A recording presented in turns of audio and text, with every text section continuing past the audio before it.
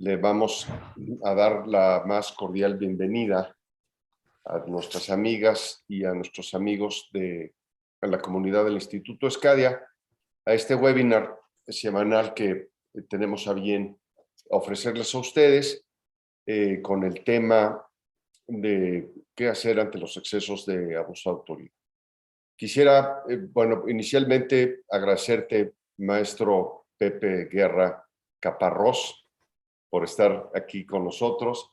Brevemente voy a comentar tu trayectoria para no comernos el tiempo de aquí, que es muy preciado, ¿no?, por todos ustedes. A ver, Pepe Guerra es abogado litigante, especialista en materia fiscal, maestro en Derecho Fiscal, y ha incursionado tanto en la vida pública como en la vida privada.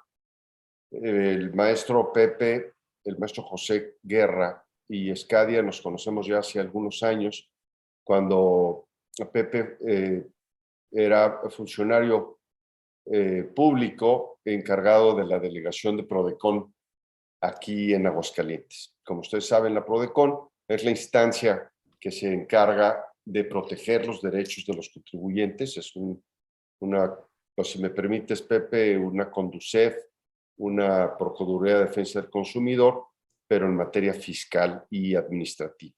Es quien vela, quien acompaña al contribuyente cuando él no tiene medios para defenderse, como un abogado público, ¿no? Como un abogado de esos de oficio, por decirlo de alguna suerte, que te otorga la autoridad.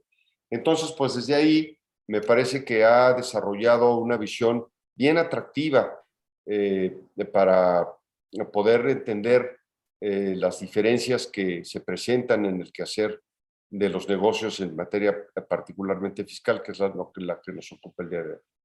Entonces, Pepe, pues después de ser delegado de la Prodecon aquí en Aguascalientes, también entiendo lo fuiste en Torreón. Así es, de aquí pasó a Torreón y después regresa aquí a su tierra, a desempeñarse ahora desde, no puedo decir que del otro lado del escritorio, ¿verdad? Porque él no era la autoridad como tal, pues era más bien un juez, o un defensor de oficio, me gusta más el término, y ahora pues ya desde la iniciativa privada, pues también velando por los derechos de la autoridad. Entonces, hoy nos ocupan un par de temas que están en el tintero, en la mesa de las preocupaciones que tienen los contribuyentes hoy en día. ¿Qué sucede? Pues que a partir de todo este mecanismo que se ha venido desarrollando tecnológico y jurídico alrededor del cumplimiento de las obligaciones fiscales, la autoridad cada vez tiene más elementos para poder auditar, para poder vigilar, para poder corroborar los actos que hace el contribuyente, ¿no? A través de los FDIs principalmente, a través del buzón tributario y a través de otros instrumentos que le permiten tener un control prácticamente absoluto de lo que pasa en la vida, en el quehacer del contribuyente. No tanto es, como todos sabemos, pues que ya nos regala las declaraciones anuales hechas y que ya tiene pues a quién le compraste, a quién toda la información contenida. En ese ejercicio de manejo de la información tiene control tanto técnico, desde luego, como jurídico, para poder apagar los sellos digitales.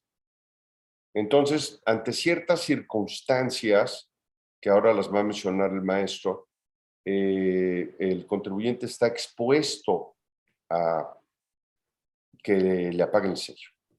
Y Dios nos ampare, ¿verdad?, cuando nos apagan el sello, porque se acabó el negocio, porque no podemos facturar, no podemos timbrar, y es un desastre. Entonces, aquí todo el mundo lo hemos escuchado. Hay un enfoque, a ver si no se vicia el sonido. Hay un enfoque preventivo, que seguramente lo abordará el maestro, de lo que tenemos que hacer para no caer en ese supuesto, ¿verdad? Pero lo que nos ocupa hoy es, ¿qué hacemos cuando ya nos cayó? cuando ya no se pagaron en serio, ¿no? Y luego la segunda, también, que es muy factible, cuando nos secuestran las cuentas de cheques, cuando estas quedan ya inactivadas y también qué podemos hacer o qué debemos hacer ante una situación como esta. Y algo, pues, que son extremos, ¿verdad? Ambos, ya para que te congelen las cuentas. Bueno, no te creas, yo he visto a algunos colegas que se les han congelado las cuentas por diferencias en Infonavit, diferencias de años atrás, y les han congelado las cuentas. Bueno, y por último, como tercer tema del menú del día de hoy, veremos estos famosos avisos que nos han llegado a todo el mundo, en donde la autoridad te dice que tiene diferencias en los pagos, particularmente del IVA.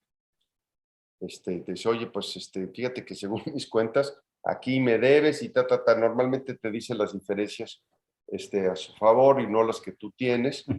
Y ahí, ¿qué hacemos cuando ya nos regalan un aviso de este tipo, no? ¿Cuáles son sus características, digamos, legales, jurídicas? Y sobre todo, repito, lo que más nos está, ¿qué vamos a hacer cuando ya estamos enfrentando una penosa situación como esta, verdad? Entonces, maestro, te doy la bienvenida de nuevo, te cedo los micrófonos, les invito, por favor, a todos los presentes les pido a todos los presentes que se sientan en libertad de poder preguntar cuando quieran, levantan la mano y aquí les damos el micrófono. Adelante. Perfecto, muchas gracias, Ricardo. Por ahí, si les pido el tema de los micrófonos y desde luego si tienen algún cuestionamiento, como lo mencionó Ricardo, pues también. De nueva cuenta, muchas gracias al Instituto Scadia por una vez más invitarme a tener este tipo de charla con ustedes. Y pues aprovechando este espacio para ir platicando acerca de cuestiones muy importantes que se tienen pues ya en los últimos años y que cada vez más estamos viendo que pues la autoridad fiscal aprieta un poquito más las tuercas a los contribuyentes cautivos, lamentablemente, porque bueno, finalmente pues existe también la parte de la informalidad que pues la verdad es que todavía no vemos un plan certero, digamos, de ataque a la informalidad en este país a través de la legislación fiscal. Sin embargo, pues lo que estamos viendo hoy en día es una proliferación cada vez mayor de la fiscalización.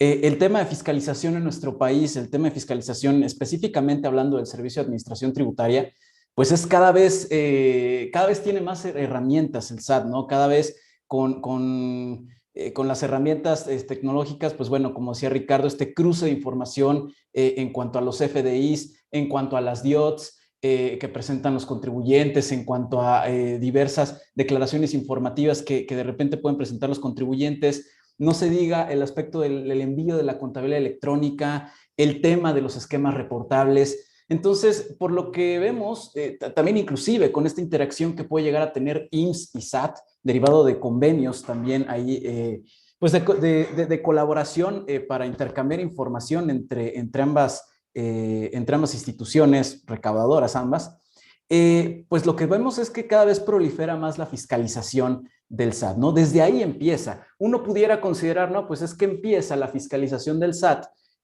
con el ejercicio de las facultades de comprobación. Sin embargo, o sea, no solamente es llegar a la visita domiciliaria, a la revisión de gabinete, sino que toda la fiscalización del SAT realmente empieza desde mucho antes. Uno considera, oye, bueno, es que la visita domiciliaria, la revisión de gabinete, pues tiene sus plazos, ¿no? 12 meses, digamos, en términos generales, para, digamos, llevar a cabo una auditoría. Sin embargo, precisamente por este poder hoy en día que tiene la autoridad fiscal, pues una auditoría realmente dura muchísimo más tiempo, porque el SAT tiene a la vista muchos más elementos justamente para ir fiscalizando a los contribuyentes. Y en este quehacer cotidiano del SAT, de andar fiscalizando a los contribuyentes y de andar cruzando información, el robot del SAT cruzando la información que le llega, pues puede llegar a cometer, desde luego, algunos excesos en perjuicio de algunos contribuyentes. Obviamente, se aplaude, desde luego, el hecho de que a través de la tecnología y a través de este avance en la legislación, pues las autoridades fiscales recauden lo que verdaderamente tienen que recaudar. Eso es correcto, eso está bien. es una obligación solidaria el tema de contribuir al gasto público, sin lugar a dudas, pero la problemática viene cuando viene un exceso por parte de las autoridades. Entonces, ya que vemos cómo empieza este tema de fiscalización, pues nos damos cuenta que uno de los primeros puntos para poder fiscalizar al contribuyente son estas famosas invitaciones. Estas invitaciones que puede ser una carta invitación, un aviso a través del buzón tributario, puede ser carta invitación por un tema de depósitos en efectivo, por ejemplo, puede ser una carta invitación relacionada con temas de tu régimen fiscal, de si estás correcto en el régimen fiscal correcto o no, o avisos inclusive de que ya se te modificó de oficio por parte de la autoridad de régimen fiscal, lo que sucedió en su momento hace un año con el tema de los reciclos, ¿no? O sea, cómo los movieron de un régimen fiscal a otro. Y pues también vemos el tema de las cartas de invitación vinculadas con las diferencias de IVA, ¿no? Hoy en día está muy enfocado ese tema a las diferencias en el impuesto al valor agregado y que lamentablemente aquí, por ciertas particularidades que pues, pueden llegar a tener los contribuyentes en su quehacer, lo más sencillo, CFDIs cancelados, por ejemplo, que no se hayan cancelado, ese tipo de cosas implican que la autoridad se mueva más en este esquema de invitar a los contribuyentes de alguna manera presionar al contribuyente y asustarlo, y hay muchos contribuyentes que finalmente doblan las manos y tal vez no tenían que doblar las manos. Y ese es en el tema de cartas de invitación, ya sea por depósitos en efectivo, por diferencias en el IVA, o también las famosas visitas o invitaciones al cuartito oscuro, así le mencionamos, ¿no?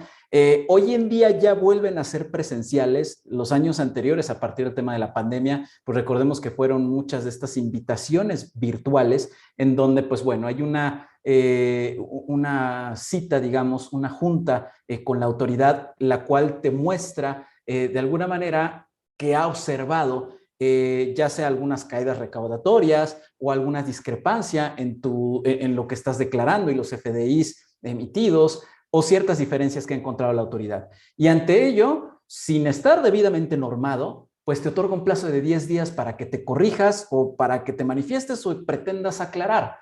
Y ahí viene el primer punto. ¿Se atiende o no se atiende ese tipo de invitaciones? Este tipo de citas, ¿es correcto o no es correcto atenderlas? Yo creo, en lo particular, a mi juicio, hay que atenderlas. Este tipo de reuniones con la autoridad fiscal hay que atenderlas. Es muy bueno que te den la posibilidad de que sea virtual, porque de alguna manera pues puedes tener a tus asesores alrededor. Sin embargo, ¿qué sucede cuando es presencial y no te permite de alguna manera la autoridad que acudas con tu asesor? Ahí es el problema. Cuando no te permite siquiera que acudas con tu asesor, sino que solamente te va a dar a conocer ciertas irregularidades, pues el contribuyente, el empresario, la verdad es que se queda así como, oye, no entendí nada. Entonces, hay veces que no te permite que vayan muchos asesores, más por el tema de la pandemia, sino tal vez nada más el contador. Y entonces ahí es cuando nosotros, el contador o los abogados, pues de alguna manera sí tenemos que estar muy atentos a lo que dice la autoridad en este tipo de reuniones. Quisiera, Sí, Pepe, empezar, si me permites, con cuestionamientos que de inmediato me vienen a mí a la cabeza, ¿no? Nosotros vemos en las películas que cuando interrogan una autoridad a un niño, pues no lo puedo hacer, no lo puedo hacer sin la presencia de un adulto. Y a un adulto, cuando lo quieren interrogar, dice, yo no voy a hablar hasta que no llegue mi abogado. Esto son principios elementales del derecho, ¿no? De los derechos humanos antes de las garantías individuales, de que yo tengo pues un derecho a un juicio claro y ¿no? Entonces, me queda claro que no es legal, ¿no? Que te vayan a acercarse contigo sin que tú vayas con tu abogado. Pero también me queda claro que no es un acto jurídico todavía, ¿verdad? Cuando te invitan al cuartito oscuro. exacto. Tú podrías de alguna suerte decir, a ver, yo claro que entro con mi abogado o no entro, o empezando desde ahí, ¿cómo que no voy a entrar mi abogado? A ver, pues, ¿cómo no? Aquí el punto es que la autoridad a veces lo que últimamente, insisto, por el tema de la pandemia, solamente te deja entrar a ti y tal vez a una persona. Pero antes adicional. también pasaba, ¿eh? Ya antes de la pandemia también te negaban el acceso Sí, eran muchos, sí, exactamente, como que nada más te permitían uno. Cuando yo era titular de Prodecon aquí en Aguascalientes, pues obviamente nosotros entrábamos, pero sí entrábamos regularmente con el empresario, digamos, con el dueño de la empresa, con el contribuyente como tal y con el contador. ¿Por qué? Porque finalmente pues es el que tiene, digamos, más el feeling. El abogado como que, ¿por qué ahorita el abogado, no? O sea, ¿por qué el abogado de una vez? ¿Va a haber un tema de pleito o por qué estás trayendo el abogado? Digamos que pueden ser suspicacias por parte de la autoridad, pero el punto también es que le piden datos al contador, al abogado, el RFC, o sea, cuestiones que no tendría necesidad el SAT en ese momento de requerir de aquellos asesores del contribuyente. Y peor aún, Ricardo, de repente en este tipo de reuniones, por muchos contribuyentes que lo han llegado a decir, yo no lo he presenciado tal vez por mi investidura en su momento de delegado, pero muchos contribuyentes sí han llegado a comentar de, oye, es que de alguna manera hasta me hicieron suponer que el tema iba a ser penal. O sea, que me puedo yo ir a la cárcel por este tipo de diferencias y por estar defraudando al fisco federal, etcétera, ¿no? Y obviamente espantan a los contribuyentes. Y eso, si vemos el artículo 114A del Código Fiscal de la Federación, constituye un delito del funcionario público. Es un delito del funcionario público que amedrenta de alguna manera al contribuyente y que lo amenaza con el hecho de que el tema sea penal, ¿no? Entonces, ahí el punto es sí atender este tipo de reuniones, escuchar desde luego a la autoridad, decir, ok, lo vamos a revisar, lo vamos a revisar, lo vamos a revisar, pero no en esos momentos indicar, no, claro, tiene toda la razón la autoridad, no, porque finalmente hay que revisar las cosas. Hay que revisar si efectivamente la autoridad tiene razón o no, porque puede ser que se nos haya ido un tema de una cancelación de una factura o de varias. Pueden ser diferentes cuestiones que desde luego los contadores nos pueden apoyar más con estas ideas de por qué puede discrepar el tema de IVA, ¿no? Por ejemplo, o el tema de ingresos declarados y los que tiene identificados la autoridad. Entonces, como primer paso, digamos, en cuanto a este tema de fiscalización y de cómo enfrentar estos retos en cuanto a las autoridades fiscales, específicamente ahorita hablando del SAT, pues sí, estas invitaciones, las sugerencias, sí atenderlas siempre, pero escuchar desde luego lo que tiene que decir la autoridad, revisar si es que hay que hacer alguna modificación, si es que hay que aclarar algunas cuestiones y de alguna manera sí atenderlo. ¿Por qué? Porque si no se atiende o realmente la autoridad eh, eh, piensa que no le estás haciendo caso de alguna manera, tiene esa sensación, entonces el próximo paso es la cancelación. Primero la restricción temporal del certificado de sello digital y eventualmente puede ser la cancelación del sello digital. A ver, déjame entonces retomar. Yo te estaba escuchando y desde luego yo tendría que dividir, ¿no? Es decir, tú eres un contribuyente que la llevas en paz. No traes planeaciones, no compras facturas, tú pagas tus impuestos, no tienes a trabajadores fuera digamos, de la nómina, ni parcial ni totalmente. Eres un santo. Entonces, bueno, pues claro que tú te puedes presentar con toda libertad y decirles, pues lo voy a revisar, ¿verdad? O pues no la debes, ¿no? No la debes. Pero, como dicen las escrituras, ¿verdad? Quien esté libre de culpa, pues todos tienen sus pecaditos o pecadotes. Entonces ya sabes, ¿no? Y aparte ya Hacienda ya sabe también, cuando te cita, ya sabe que compraste tu facturita o tus facturotas o que traes en fin, ellos ya lo saben, por eso te están llamando. Entonces, bueno, si tú te estás bien portado, pues entras sin abogado y le dices, sí, señor, lo voy a revisar. Pero si tú te la debes, te conviene ir, de todas maneras, y también la misma, sí, señor, lo voy a revisar, lo voy a revisar. Sí, sí, sí, porque si no vas, Ricardo, el próximo paso indudablemente será la restricción de sellos. Y ahí de alguna manera ya tienes a la autoridad un poquito prejuzgando un poquito más que efectivamente la autoridad tenía razón. O sea, ni siquiera estás, digamos, acudiendo a esta invitación amable que te está haciendo la autoridad. Sí, pero a ver, déjame detenerme, perdón, porque a mí me corroe en las entrañas con esto. Eso no un acto de autoridad, la invitación. Se ha considerado, o sea, no, las cartas de invitación, de hecho hay jurisprudencia al respecto, que las cartas de invitación son solamente una especie de facultad de gestión que hoy en día tiene la autoridad, únicamente de revisar, de controlar por encima de alguna manera el cumplimiento de las obligaciones de los contribuyentes, pero hasta ahí se queda, es una invitación. De hecho, atenderlas pues es una llamada a misa, ¿no? Pero acá creo que sí conviene ir a misa, por lo menos escuchar la misa. Si partimos de la base de que no es un acto de autoridad, entonces, ¿cuál sería el fundamento que te pagaran el sello? Porque, bueno, en principio como carta de invitación, eso está fundamentado en el 33 del Código Fiscal. Ahí tiene esta posibilidad de autoridad de invitar a los contribuyentes como que a decirles más o menos cómo van, ¿ok?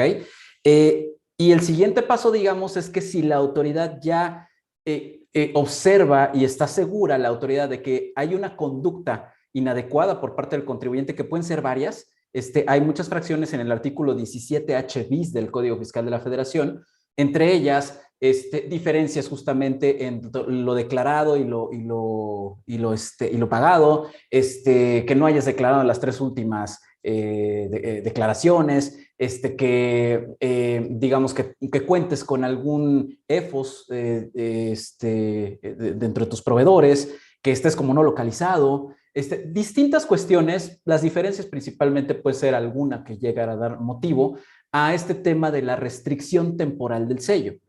Ahí el tema de la restricción temporal del sello, si lo recordamos rápidamente, es te restringo el sello y, ojo, esto ya también jurisprudencialmente no implica que yo ya pueda controvertir esa restricción temporal del sello, sino que me restringen el sello y entonces yo tengo que agotar un procedimiento que es primero una aclaración.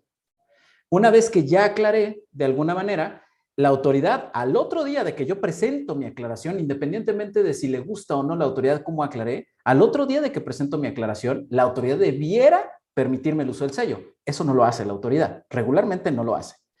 Y la autoridad tiene un plazo, en términos generales, de 10 días, para decidir si efectivamente ya aclaraste la situación, si ya le quedó claro o ya corregiste, si es que tenías que corregir algo, o bien si ahora sí ya te bloquea el sello. Entonces, si ya te bloquea el sello, dependiendo de la hipótesis por la cual te lo haya bloqueado o no, ahí ya tal vez podrías tú presentar, en todo caso, un medio de defensa para controvertir ese bloqueo del certificado de sello digital. Entonces, digamos que ese es uno de los puntos pues, para poder determinar en qué momento tienes que defenderte, porque si presentas tú un juicio de nulidad en contra de la restricción temporal, se va a sobreseer el juicio y nada más vas a estar perdiendo tiempo. Entonces, lo que hay que hacer es meter el caso de aclaración, intentar aclarar la situación y esperar a que la autoridad resuelva ese trámite en general. Adelante. Y bueno, eso es en relación, por ejemplo, con el tema del certificado de sello digital, ¿no? Recordemos entonces, hay muchísimas posibilidades por las cuales te pueden bloquear el sello y entonces lo primero que se tiene que hacer es el tema de la aclaración y eventualmente ya vendrá, una vez que ya determine la autoridad si te cancela o no, pues ya eventualmente vendrá el tema de la defensa y se entablará cómo sería la defensa en su caso, ¿no? Pero hablamos también al inicio, mencionabas otro punto muy importante, el tema de cuando pues ya encuentras bloqueadas tus cuentas bancarias. Y yo creo que ahí es muy importante primero precisar el escenario, ¿no?, en el que estamos. Porque puede ser que la hipótesis o los eventos sean distintos por los cuales tu cuenta bancaria pudiera estar congelada. Hablando específicamente de las autoridades fiscales, pues pudiera estar congelada ya sea por un procedimiento administrativo de ejecución, o sea, un PAE, ya tienes un crédito fiscal en el cual la autoridad pues puede, derivado de que no lo garantizaste o de que ya está firme, pues puede en todo caso embargar cuentas bancarias. Y entonces, allí en el embargo de cuentas bancarias es una cuestión distinta porque está dentro del procedimiento administrativo de ejecución. Ahí, si estamos hablando entonces del embargo de cuentas bancarias, vamos a ubicar que podemos nosotros acudir a un medio de defensa de inmediato, aunque sea un procedimiento administrativo de ejecución, porque tradicionalmente, digamos, ante un embargo, no de cuentas bancarias, sino un embargo del SAT de algún bien mueble, por ejemplo, un bien inmueble, derivado de que ya existe un crédito fiscal emitido por el SAT y que ya te lo quiere cobrar y que ya puede cobrártelo de alguna forma, pues tú, la forma en que te puedes defender de las ilegalidades dentro de ese procedimiento administrativo de ejecución dentro del tema del embargo, pues son hasta el momento de que se convoque a remate el bien. O sea, mucho tiempo después, no es el momento en el que te están embargando el bien. Tratándose del tema del congelamiento de cuentas bancarias, del embargo de las cuentas bancarias, ahí tú puedes acudir de inmediato a un medio de defensa. Ahí tú puedes presentar el juicio de nulidad de inmediato. ¿Por qué? Porque ya sea el recurso de revocación o un juicio de nulidad, porque justamente pues la ley así te lo indica, ¿no? O sea que tratándose de un tema de una inmovilización de cuenta bancaria, pues desde luego tú puedes llegar a presentar el medio de defensa de inmediato. No tienes que esperarte una convocatoria de remate porque obviamente no habría una convocatoria de remate de un tema de una cuenta bancaria. Pero ese es en el tema del embargo de las cuentas bancarias. Hay otra figura, digamos, que se le denomina aseguramiento precautorio de bienes y puede haber un aseguramiento precautorio de cuentas bancarias. Y ahí estamos hablando, Ricardo y amigos que nos escuchan, estamos hablando de cuando la autoridad está en el ejercicio de facultades de comprobación. Cuando la autoridad te inicia una visita domiciliaria, una revisión de gabinete, y supongamos una revisión de gabinete, te está pidiendo información y tú no se la entregas, ¿ok? Pues lo primero que va a hacer la autoridad, en el caso específico de la revisión de gabinete, va a ser multarte. Si fuera una visita domiciliaria, lo primero que haría, si tú no le abres, sería inclusive el uso de la fuerza pública. Si tú sigues sin recibirlo, sin darle tu documentación, en una visita domiciliaria pues sería la multa. ¿Ok? ¿Qué pasa? Lo que pasa es que el artículo 40 y 40A del Código Fiscal de la Federación te manejan medidas de apremio. Medidas de apremio que puede utilizar la autoridad cuando el contribuyente no permite el inicio o el desarrollo de las facultades de comprobación. Y cuando sucede esto es cuando la autoridad impone, por pensar que tú no estás permitiendo este inicio o desarrollo de las facultades de comprobación al no darle información, pues entonces la autoridad puede empezar a multarte o bien, bueno, más bien multarte y después de eso, en todo caso, puede venir una segunda multa y como tercer aspecto, lo que puede venir es el aseguramiento precautorio de bienes. Ahora, a partir del año 2021, y hacia acá han existido diversas reformas. 2020, 2021 han existido algunas reformas y en estas reformas, una de ellas muy importante fue que básicamente esto, si tú en una segunda ocasión, es decir, ya cuando hay una segunda multa, no atiendes a la autoridad dentro del ejercicio de facultades de comprobación, lo que vendrá será el aseguramiento precautorio de las cuentas bancarias, con base en un cálculo que va a hacer la autoridad de más o menos cómo vendría el crédito fiscal y pues hay más o menos cuánto te asegura precautoriamente la cuenta. Entonces ahí tenemos que estar muy, muy cuidadosos de cómo defendernos en algunos momentos de que haya algún exceso de la autoridad en el ejercicio de facultades de comprobación.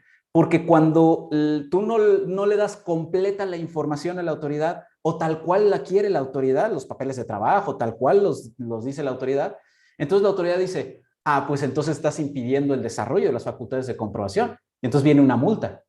Desde luego hay que controvertir esa multa. O sea, lo ideal es primero controvertir esa multa, que es bajita, digamos 17,000 pesos, una cuestión así.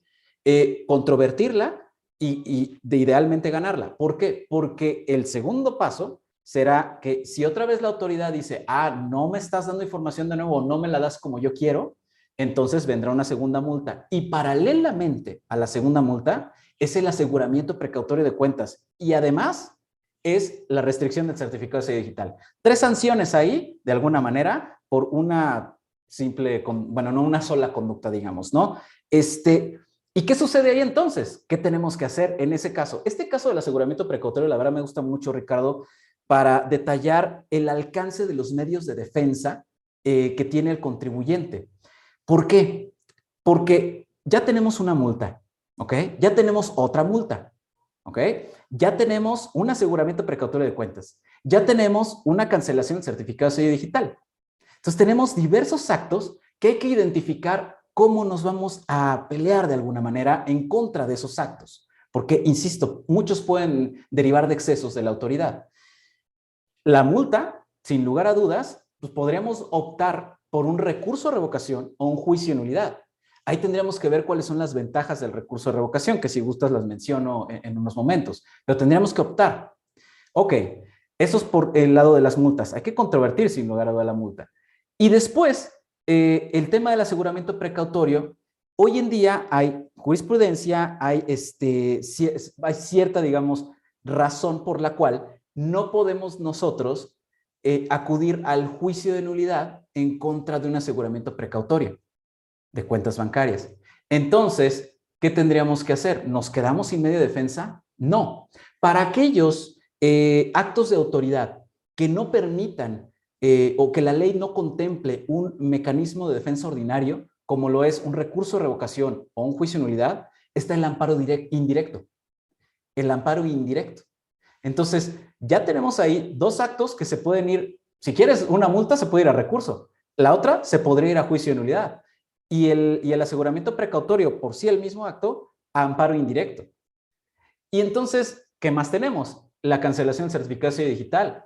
Podemos, desde luego, empezar con el tema de la aclaración y eventualmente, si no nos funciona, acudir a un medio de defensa, pero paralelamente podríamos acudir a la Procuraduría de la Defensa del Contribuyente y presentar una queja. Entonces, ahí vemos cómo se están moviendo todos estos medios de defensa. Recurso de revocación, juicio de nulidad, amparo indirecto, queja en la PRODECON. Y bueno, si ya terminamos con ese problema y caminamos en el ejercicio de facultades de comprobación, pues el siguiente paso pudiera también ser, o espero a la emisión de un crédito fiscal y elijo el medio de defensa conducente, o bien presento antes un acuerdo conclusivo y veo si puedo mediar alguno de las observaciones con la autoridad fiscal. Entonces, ahí tenemos diversos escenarios de defensa derivados de un solo acto. ¿Cómo ves, Ricardo, en este punto? No, pues interesantísimo. Entonces, pero bueno, otra vez, ¿no? Tienes la razón o traes un pecadito que creo que la estrategia tendría que definirse a partir de ahí, ¿no? Claro. ¿No? Yo soy una empresa que no tengo ninguna bronca, entonces, pues sí te voy a pleitear todo lo que me hagas o no. Tú me dirás ahorita que estabas diciendo, a ver, pues que no te gustó, que me multan y pum, que voy con un recurso. Luego voy con un juicio de nulidad y luego voy con un amparo y luego ya hago güey, los pum, pum, pum, pum, pum, por todos lados traes el soleado a la autoridad. Y cierto es que cuando es como un ladrón, ¿no? Un ladrón anda en el vecindario viendo a ver a quién va a robar y encuentra una casa que tiene cámaras, que tiene un guardia, que tiene 3 candados ahí enfrente y que una malla eléctrica. Entonces, no, pues ni me meto, ¿no? Y voltea la de al lado y la de al lado está la puerta abierta. Ahí está el pan. Me meto, ¿no? ¿Para qué le batallo? Entonces, yo creo que, no sé, ahorita tú nos dirás si también cuando el contribuyente saca los dientes desde el principio, dice, a ver, no, aquí entras derechito o no entras, y si me multas, ahí te va esto. La autoridad ya no te va a llevar al cuartito oscuro a quererte amenazar de que te van a meter a la cárcel, ¿verdad? Entonces, ¿qué es lo que conviene? Flojito y cooperando. Yo alguna vez escuché a alguien, no, tú déjalos que entren y que hagan lo que quieran, dales todas las facilidades y cuando te fincan el crédito ahí nos. Y de ahí empezamos con nosotros. O bien, ¿cuál sería tu postura ante Desde eso? luego, Ricardo, es parte de una buena asesoría y tanto del propio contador, decisiones, desde luego, a nivel dirección de la empresa, el contador, el abogado, también fiscalista, unir, digamos, estas experiencias, estos conocimientos, desde luego, para tomar la mejor decisión. O sea, porque puede ser que, ¿para qué te peleas tal vez por ciertas cuestiones que probablemente sí tiene razón la autoridad, ¿no? Probablemente en el fondo sí cuenta con la razón la autoridad y la regaste en alguna situación y, oye, ¿sabes qué? Vamos a pactar efectivamente que nos vayamos, por ejemplo, si ya estamos en una auditoría, vámonos a un acuerdo conclusivo. Oye, me condonas el 100% de las multas y regularizo mi situación fiscal dentro del acuerdo conclusivo y me evito en todo caso pues un litigio que puede ser muy largo, garantizar eventualmente un crédito fiscal, etcétera, ¿no? Pero hay momentos en los que si el contribuyente debe decir, oye, ¿sabes que esto no me parece correcto? Yo sí tengo la razón y tengo los elementos, las pruebas justamente para poder desvirtuar esta situación. Y entonces ahí es cuando también entre abogado y contador pues hay que elegir los momentos adecuados para presentar cierta información a la autoridad, para ver cuál puede ser el mejor camino y la mejor estrategia de defensa ante la autoridad. Justamente para eso tenemos primero como asesores de los contribuyentes, pues tenemos que identificar cuáles son los medios de defensa que tenemos a nuestro alcance. Y no solamente en relación con los actos específicamente del SAT o de la Secretaría de Finanzas del Estado. Hay que distinguir si la Secretaría de Finanzas del Estado está controlando o no impuestos de carácter federal o impuestos de carácter local, y entonces para decidir a qué medio de defensa voy. Porque también a la vuelta de la esquina, pues puede ser que me caiga el IMSS, que me caiga con alguna rectificación de la prima, que me caiga con un capital constitutivo, o que me caiga con, no sé, con un procedimiento de una presuntiva del 18 del reglamento de construcción, ¿no? Por ejemplo. O puede ser el Infonavit, como bien lo decías hace rato, Ricardo, que me venga con un congelamiento de cuenta bancaria o ya con un crédito fiscal, con diferencias detectadas por el Infonavit. Y entonces puede ser también que la Secretaría del Trabajo y Previsión Social, que aunque no es una autoridad fiscal, desde luego como autoridad administrativa puede imponer sanciones, o la Profepa, o yo qué sé. Entonces ahí lo que primero tenemos que detectar es, ok, bueno, ¿y cómo uno se defiende de esto? Entiendo que primero, desde luego, puede uno corregirse, optar por la corrección, optar por el acuerdo conclusivo tratándose de los aspectos de naturaleza fiscal, federal. Pero si realmente el contribuyente considera que tiene la razón, entonces vamos a ver cuáles son estos medios de defensa. Y entonces vemos que tratándose de las autoridades administrativas, digamos, que no son las fiscales, como el IMSS, Infonavit, SAT, para ello tendremos un recurso de revisión, si es que queremos presentar el recurso administrativo. Tratándose del IMSS y del Infonavit, el recurso de inconformidad, cada uno con sus reglas. Tratándose del SAT, pues el recurso de revocación del Código Fiscal de la Federación. Y entonces después veremos que una vez que se resuelven estos recursos, o bien si opto por ir directamente a un juicio, acudo al Tribunal Federal de Justicia Administrativa en juicio contencioso administrativo o juicio de nulidad, y ahí es donde puedo ver todas estas materias en un solo juicio, digamos. Desde luego no todos los actos, digamos, de todas las autoridades en un solo juicio, no. Las materias de esas autoridades, aunque sean administrativas y fiscales, las puedo ver en el juicio de nulidad. Y también es muy importante pues saber con qué plazos contamos para ir a esos medios de defensa. Todo esto para que probablemente desde luego los abogados finalmente sean quienes nos encarguemos ya del tema de entablar una defensa y la estrategia. Pero está excelente que los contadores, que los asesores que están en las entrañas de la empresa se hagan mancuerna con el abogado, y que los contadores también de primera mano pues puedan comentarle a la dirección cuáles son estas posibilidades de defensa, cuánto tiempo se tiene, o sea, que se conozca de alguna manera estas posibilidades de defenderse, o inclusive, desde luego, la posibilidad que pueden llegar a tener de acudir a un acuerdo conclusivo ante Prodecon o de una queja en Prodecon por cualquier otro acto. Sí, de acuerdo. Fíjate que yo voy a cruzar aquí un par de conceptos a este caso en particular que estamos ocupando. Y bueno, este webinar que amablemente nos expones, Pepe, lo estamos haciendo en el marco del cierre de inscripciones de nuestro diplomado en Defensa Fiscal y Administrativa, que históricamente el Instituto ESCADIA impartido, ya tenemos muchos años impartiendo este diplomado. Tenemos una cartera de programas, tanto de diplomados como de posgrados, como tú y muchos de ustedes lo saben, en diferentes áreas y materias. Y en particular, en este tema de la defensa, yo siempre he creído y expuesto que genera un gran valor este conocimiento, tanto para el contador como para el abogado que no es fiscalista, para ampliar su visión. Y si me detengo primero con los contadores, vemos, y aquí cruzo el segundo elemento, Pepe.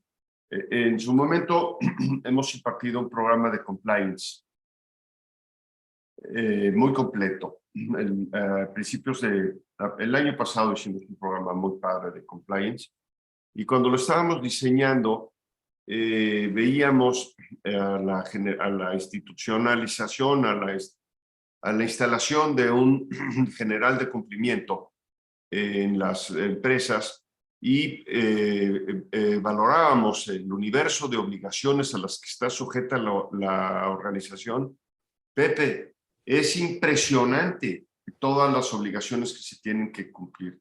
Claro. En materia fiscal, en materia de lavado de dinero, en materia laboral, en materia de normas, en materia de ambiente, en materia de acoso, Sí. oficina, de equidad de género, de una bola de cosas. Transparencia, sí, sí, qué bárbaro, sí, es muchísimo. Ellas van escalando en la gravedad que tiene el incumplimiento de estas normas, ¿no? Ya muchas autoridades tienen dientes y le pueden causar problemas.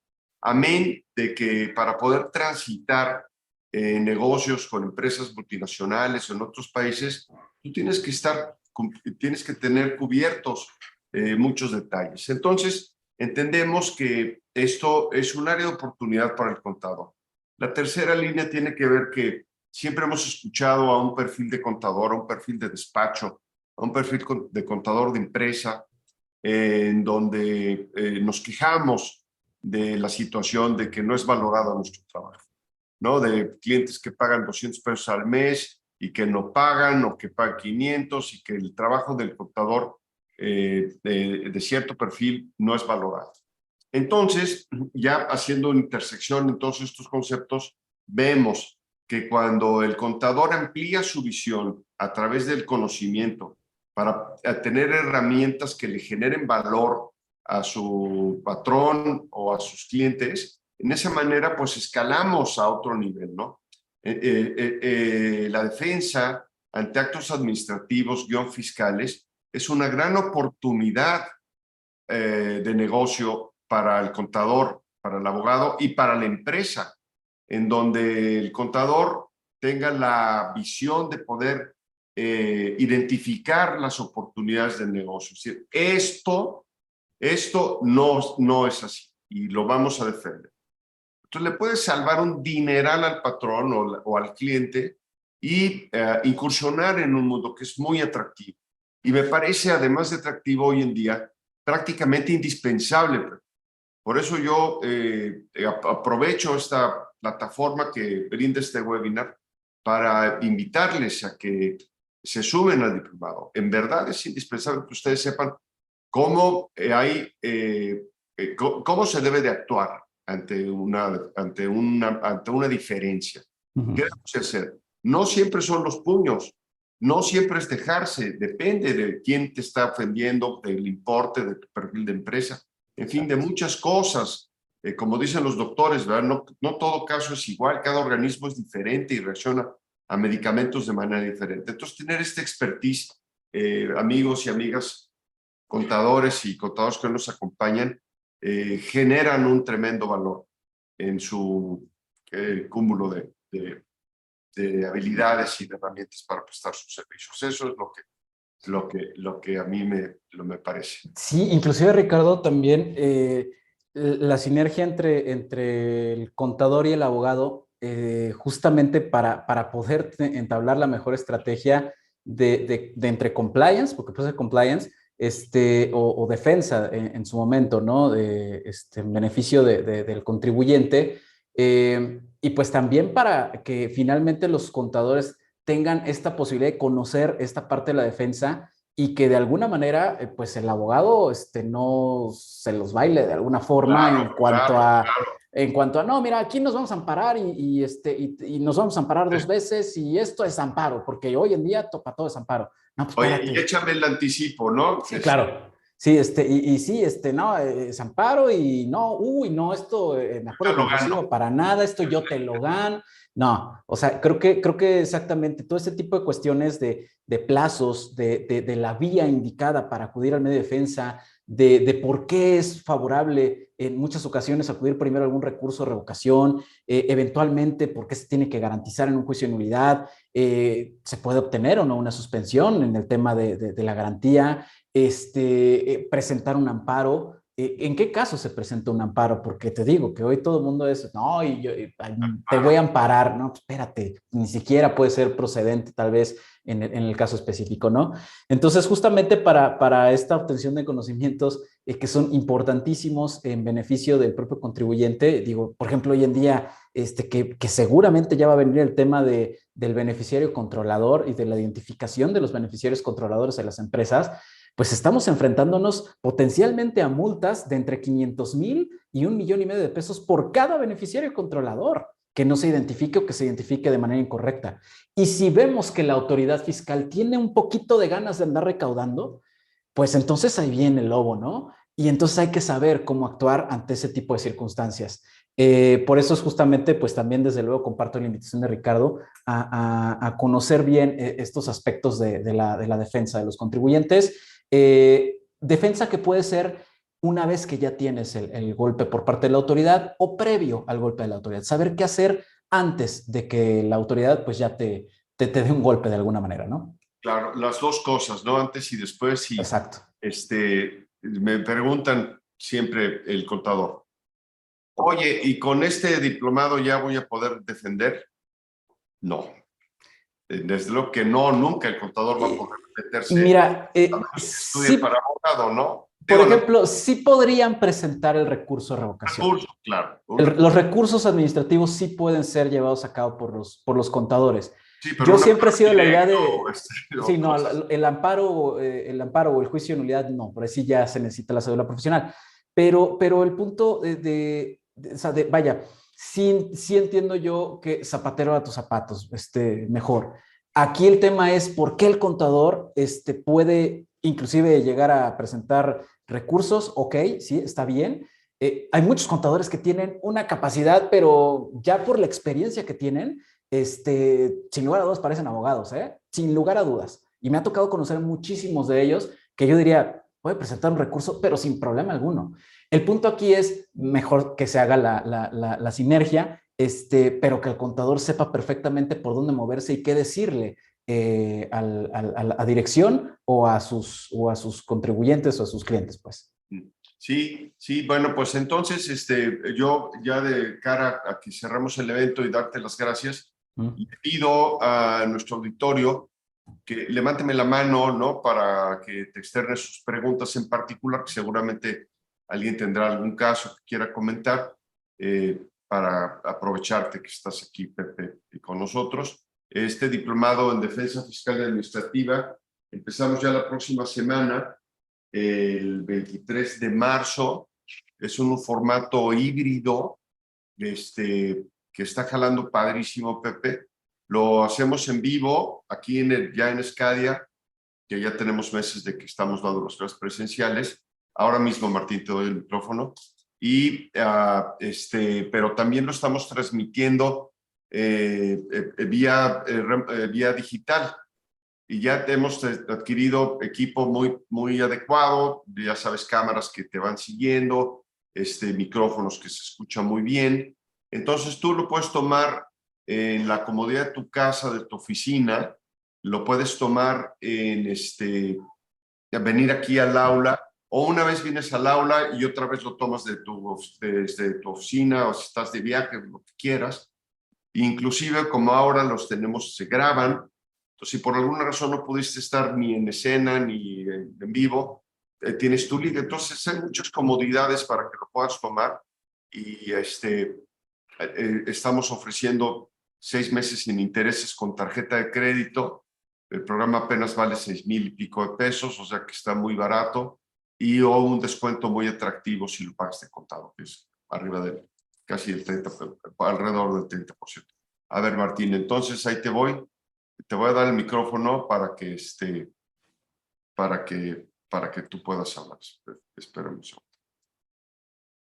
Martín, ya, aquí estás. ¿Más? Ándale. No. No, pues felicitarlos porque se preocupen por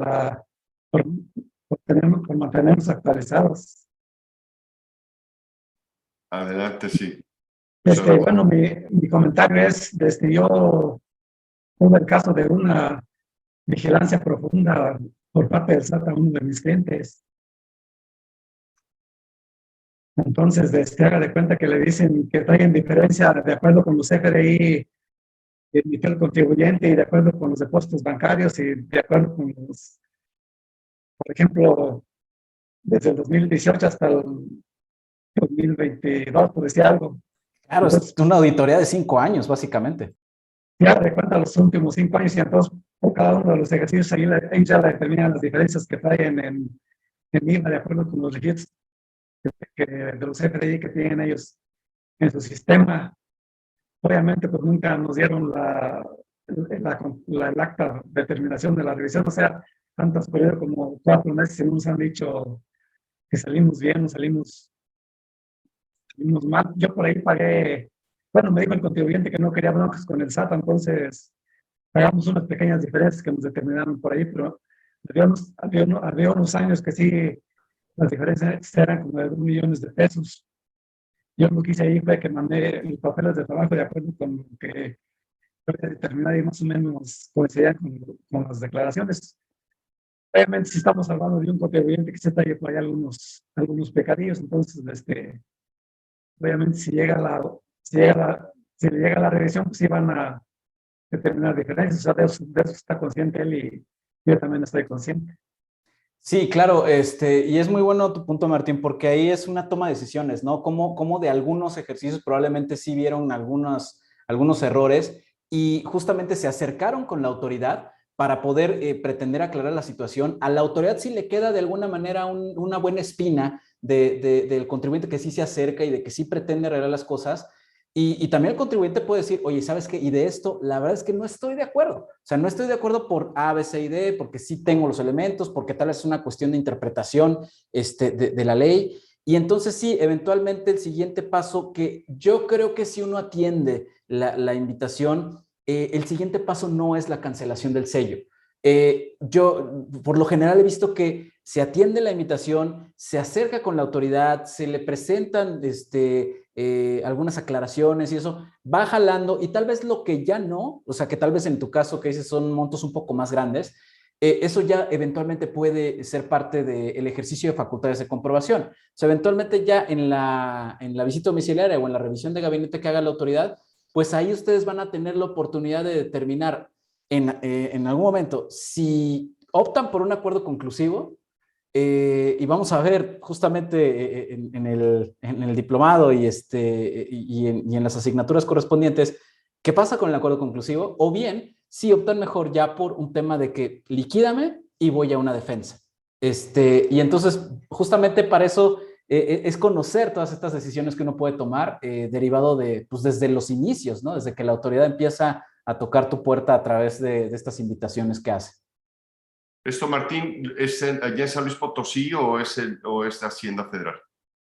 Es federal, es lo del IVA.